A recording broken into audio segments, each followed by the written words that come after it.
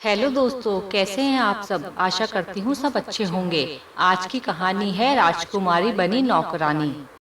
एक राजा की बेटी राजकुमारी को सुख सुविधाओं की इतनी आदत हो गई थी कि वह उनके बिना रह ही नहीं पाती थी। वह अपने पिता की बहुत लाडली थी। वह बड़ी हुई तो उसके पिता उसके लिए एक अच्छा वर ढूंढने लगे। एक दिन एक युवक राजा के पास आया। उसने राजा से राजकुमारी का हाथ मांगा। राजा ने बहुत देर तक उस युवक से बात की। उसके बाद वह उस युवक से राजकुमारी का विवाह करने के लिए तैयार हो गए। लेकिन जब राजकुमारी को पता चला कि जिस युवक से उसका विवाह होने वाला है वह कोई राजा या राजकुमार नहीं है, तो उसने विवाह करने से मना कर दिया। लेकिन राजा भी आखिर उसके पिता थे। अंत में राजा की आज्ञा उसे माननी ही पड़ी। विवाह के बाद दूल्हा और दुल्हन एक गाड़ी में बैठे और अपने घर में रहने चले गए। उनकी गाड़ी सुअरों के एक बाड़े के आगे रुकी। वही एक झोपड़ी भी थी। युवक ने कहा, हमारा घर आ गया है, आओ अंदर चलें। राजकुमारी को यह देखकर बेहद आश्चर्य हुआ कि उसके पिता ने उसका विवाह एक सुअर पालने वाले से कैसे कर दिया।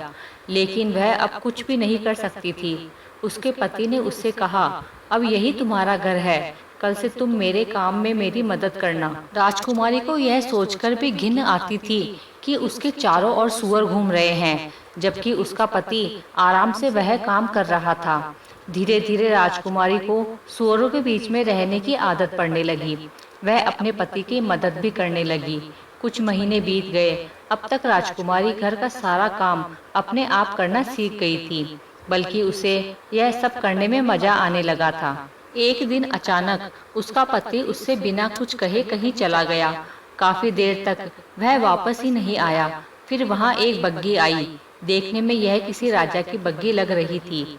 बग्घी के कोचवान ने राजकुमारी से कहा, आपको हमारे राजा साहब ने बुलाया है, आइए मेरे साथ चलिए। अब वो कोई राजकुमारी नहीं बल्कि एक साधारण सुअर वाली थी।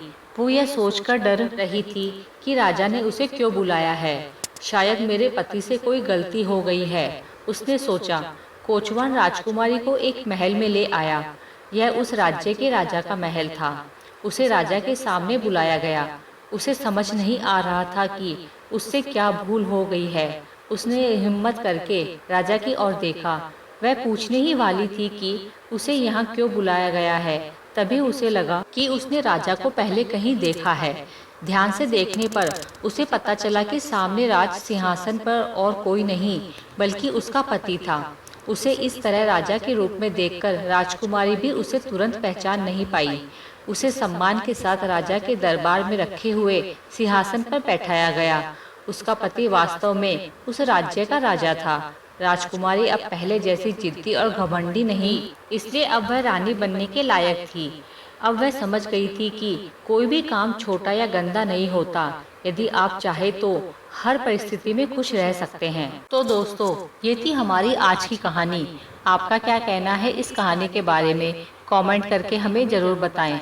वीडियो को लाइक कर दीजिए और इसी तरह की कहानियाँ लगातार देखने के लिए चैनल को सब्सक्राइब करके घंटी को दबाकर ऑल पर सेट कर लीजिए, ताकि आने वाली वीडियो का नोटिफिकेशन आपके पास तुरंत पहुंचे। मिलती हूं अगली वीडियो में, तब तक के लिए धन्यवाद।